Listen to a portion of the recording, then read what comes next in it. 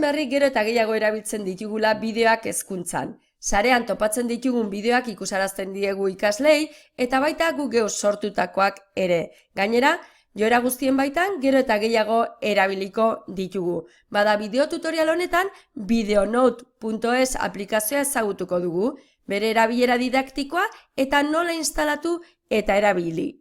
Baina noiz eta zertarako erabiliko dugu aplikazio hau?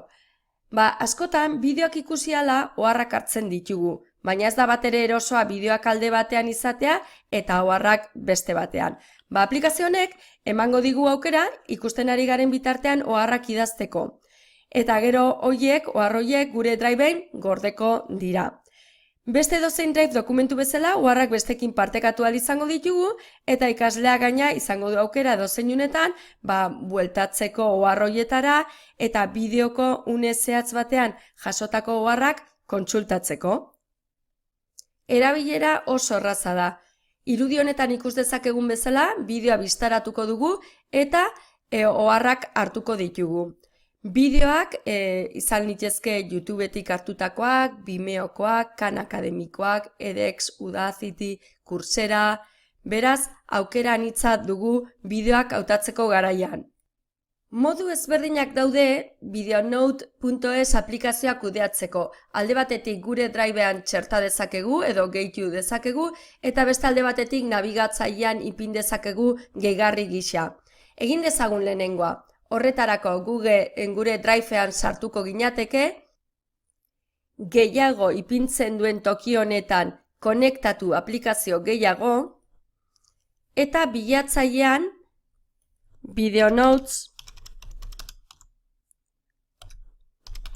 topatuko genuke. Honela, konektatu, eta ezarri Videonotes aplikazio lehenetsi gisa onartzen dituen fitxategiak irekitzeko. Hau aukeran dago, beraz nahi baldin badugu bideoekin kudeatzeko hori erabiltzea, horixe klikatuko dugu bestela, kendu egingo dugu. Eta adosi emango diogu. Aplikazioa itxiko dugu eta ona etortzen garenean ikusiko dugu Videonotes konektatuta dugula. Lehenengo aldian baimenak eskatuko dizkigu, gure drivera sartzeko eta gure Google Drivean gehitzeko oharrak, baimendu egingo dugu, eta dinamika guztiz erraza izango da hemendik aurrera.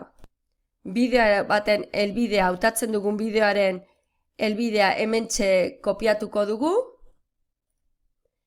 eta kargatzeari emango diogu.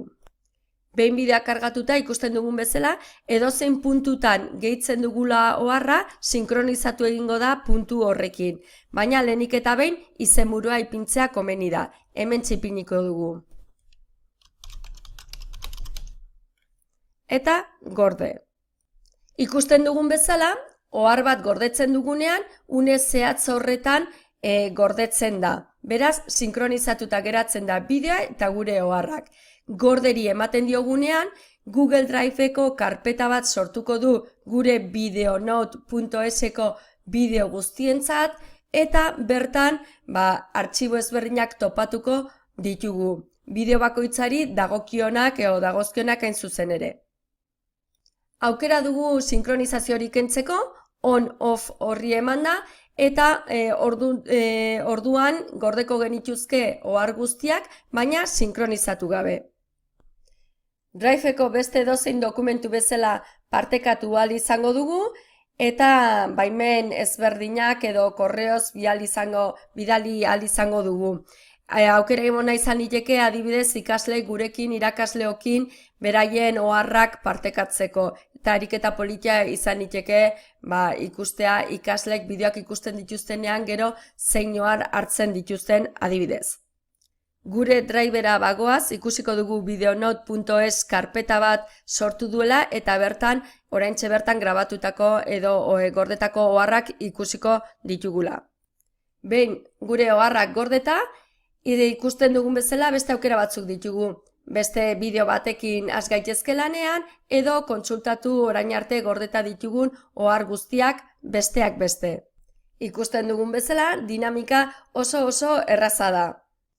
Amaitzeko komentatu videonote.es gehigarri bezala ere ipin dezakegula gure nabigatzailean. Hemendik joango ginateke, erraminta gehiago, gehigarrietara, beko aldean gehiago lortu, eta hemen videonote.es ipinita ikusiko dugu gehi dezakegula Chromera edo baita Firefoxeko gehigarri bezala ere badago. Honi ematen badiogu, eta gehitzen bani badugu, ikusiko dugu hemendik aurrera gure aplikazioen artean hau ere izango dugula. Besterik gabe, klikatuz hasierako puntura bueltatuko ginateke, eta oharrak hartzen hasteko moduan egongo ginateke.